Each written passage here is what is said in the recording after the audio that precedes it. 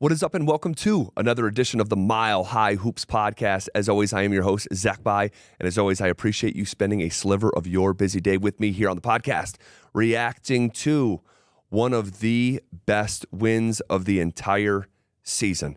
And it was on Sunday evening, national stage, ESPN, household dynastic Golden State Warriors, household name, Steph Curry, Klay Thompson, the past two NBA champions. A lot of buzz, a lot of hype, and a huge W for the Denver Nuggets, who came back at one point. Were down 14 points after a really sloppy first quarter. They stormed back the back half of the second quarter, tied going into the break. And then what happened in the second half was the utter destruction of the team, the former team that used to have other NBA teams like the Nuggets shaking in their boots. The Nuggets did to the Warriors what the Warriors had done over the course of an 8-9 year stretch. And I'm not saying that that's who Denver is now, because that's an unfair comparison, because over the next, call it 6 years, Denver hopes to do maybe 2/3 of what the Warriors did. So I don't want to be disrespectful, but for me, Sunday night was a bit of a conclusion. Now, oftentimes I'll come in here and say, you know what, it's a regular season game. I don't have some overarching big picture takeaway. But here I do. And I do believe we have seen this season a life cycle spin a full revolution. A life cycle spin a full revolution. This past year, within the same 2-week period, me personally, lost someone in real life, and in the same 2-week period, had a new baby come into our life. Not me and my wife, but in close to our family. So within a 2-week period, we lost someone, and we introduced a new life to the world. And I remember thinking, like, wow, like, here in these 2 weeks, like, we were like reflecting on this life that we lost, and then we were also trying to dwell on this life that we gained. And it's just like, it was, because it was such a compressed period of time, it was like, wow, like, we just saw the end of something and the beginning of something. And the Nuggets aren't quite the beginning of something. They're the reigning champions. They've been on a climb for 4 or 5 years now. But for Sunday night, for me, was the closing of a not just a chapter, but an entire book on how I view the Golden State Warriors relative to the Denver Nuggets. And it's almost ironic, poetic, however you would want to phrase it, that it was the Denver Nuggets who were on the brunt end of the spark of the Golden State Warriors dynasty around 2013, whatever it was, where the Warriors upset, as a 6 seed, upset the 3 seed Denver Nuggets. And that's what spurred them on to do great things. It was like, wow, the Warriors are on the scene. They just upset the 3 seed in the NBA playoffs. And although this isn't that stage, it was the conclusion for me of how serious I take them. There's nothing that the Warriors can do with this current iteration of their team that can dethrone a healthy Nuggets team. And I just, even as recent as 2-3 years ago, I mean, we have to remember, the Warriors are, and I know I already said it, but I'm going to repeat it, they're the previous champion to Denver, winning it last year. And you watch, and they just look like they're on such different levels, despite being the two most recent champions. And you're looking at a season sweep. And that's what made this different, because look at the dynamics. The Warriors were in an 0-3 hole to Denver. All right, even on nights where they played great and maybe felt like they deserved to win, it's Nikola Jokic in the beginning of January, breaking their heart with a 35-footer to win the game with no time left. A week before that is Christmas Day, full of emotion, national TV. You're on the main stage, beat by Denver again. And in those games, they felt like they could have got over Denver. And, when you come out and Klay Thompson scores 23 points in the first half and he's screaming at the crowd and there's so much emotion, and then they got whooped. Like, they got whooped. The game wasn't close down the stretch. Nikola Jokic obliterated the Golden State Warriors as if you put an M80 into a box of tissues. Just obliterated them. 32 points, 16 rebounds, 16 assists, 4 steals. It's truly historic.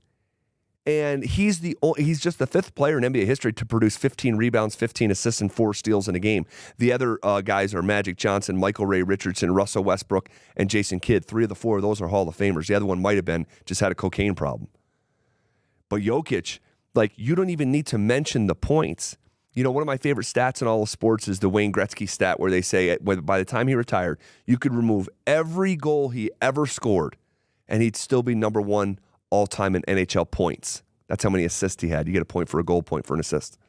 That's how many points Gretzky had. Take away all the goals, still number 1 in NHL history in points. Just miraculous, damn near. But 32 points, if anyone scores 32 points in an NBA game, it's like, wow, you had an incredible night. Take away the points. 16 rebounds with 16 assists with 4 steals. What? It's unbelievable. This is the 3rd triple-double in a row for Jokic coming out of the All-Star break. He is the first player since the NBA-ABA merger to have a 3-game span with at least 82 points, 50 rebounds, and 45 assists. And the Nuggets are rolling, guys. They've won 3 straight games by 15 points or more for the first time since 2017. That was my first year in Denver. That was 7 years ago. So I don't see anything that the Nuggets have that can put out the fire that is the Denver Nuggets.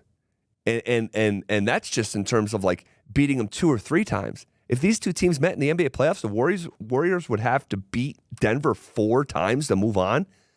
It ain't happening. And you don't hear me oftentimes, whether it's on my radio show or on this podcast, give like these big declarative statements like this will work or this won't work or this won't happen or this will happen, and like just definitively, because I've been humbled too many times doing this job for 15 years. All right? But I'm telling you this right now, healthy Nuggets team, they are not losing 4 times against the Golden State Warriors. Book that.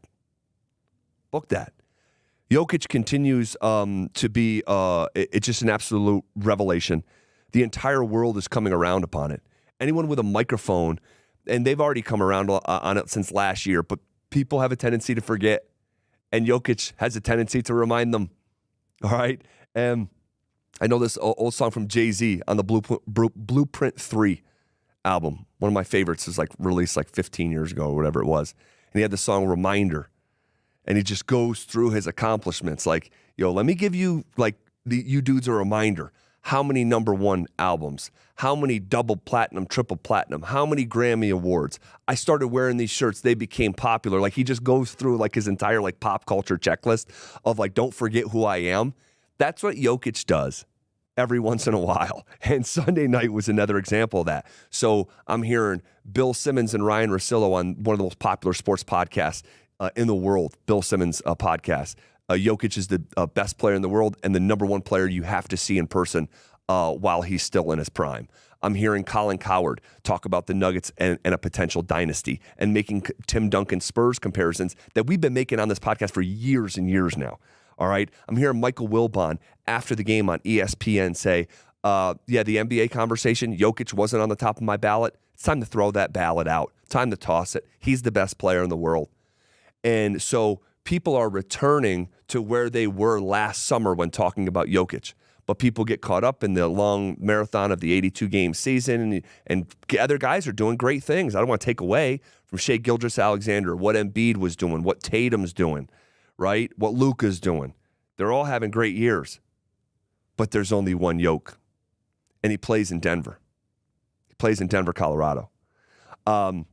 I thought just real quick, I thought Jamal was fantastic the other night. Goes for 27 points, a 9 of 16 shooting, 3 of 5 from 3, perfect 6 for 6 from the stripe. All right. There he was again, rising with the moment. My favorite image from the game was when he's going nuts and he's looking over at the ESPN cameras going, they need a timeout.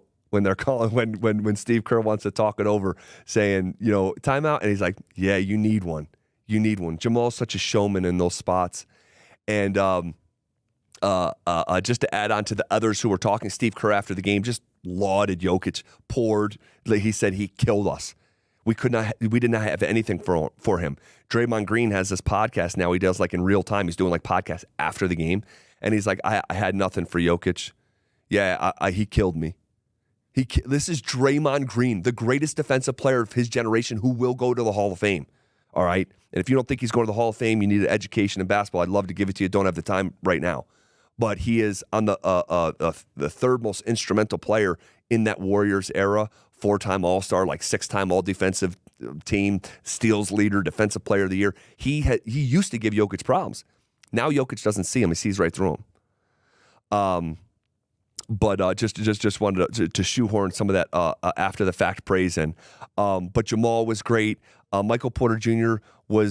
he struggled again. Again, it's another one of these things with MPJ. 34 against Portland had you feeling so good, and then he follows it up with 9. Right? And that's kind of who MPJ has been this year, unfortunately. I went and counted how many times has Michael Porter Jr. hit 25 points this year or more, and how many times has he finished with 9 or less. He's hit 25 points 8 times this year. He's had 9 or less 13 times. So it's a good game-over-game contrast to show how maddening MPJ can be. You hope that he finds his groove in some sort of sustained and meaningful way, because the up and down nature, it's quite a ride. 1 for 6 from 3, 3 of 11 from the floor. Didn't mean he didn't do anything good. He had a couple instrumental rebounds, had a take on the breakaway where he kind of finished with a floater, kind of ended up finishing on the baseline, ended up on his back. That was a nice moment for him in the second half, but nothing over the top. And then Kentavious Caldwell-Pope, I thought defensively, I mean, he had Steph Curry in the closest thing to jail that he's going to be. All right, now Steph's going to get his regardless. He's one of the great players of all time. He's got a top 10 case, but he finished at a minus 22. So when Curry was on the floor, the Warriors were outscored by 22 points. That doesn't happen a lot. And I think for the season, it's minus 59 now against Denver. Denver's beat this Warriors 7 straight times, guys. 7 straight times.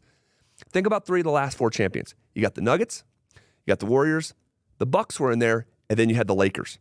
So 3 of the past 4 champions are from the West. The Denver's one of them. The other 2 teams are the Lakers, the Warriors. The Denver Nuggets have beaten the Warriors 7 straight times now, and they've beaten the Lakers 7 straight times. They just don't have anything for them. All right? It's an evolving landscape. And the Denver Nuggets are the main reason for that evolution. So I want to give KC those props. And then Aaron Gordon, man, just continues to be steady Eddie, man. One of the most instrumental, arguably the second most instrumental player to this basketball team this year. 17 points, 6 rebounds, 2 assists, 3 steals, a block, and that incredible alley-oop finish to put the dagger right in their freaking liver on Sunday night on ESPN.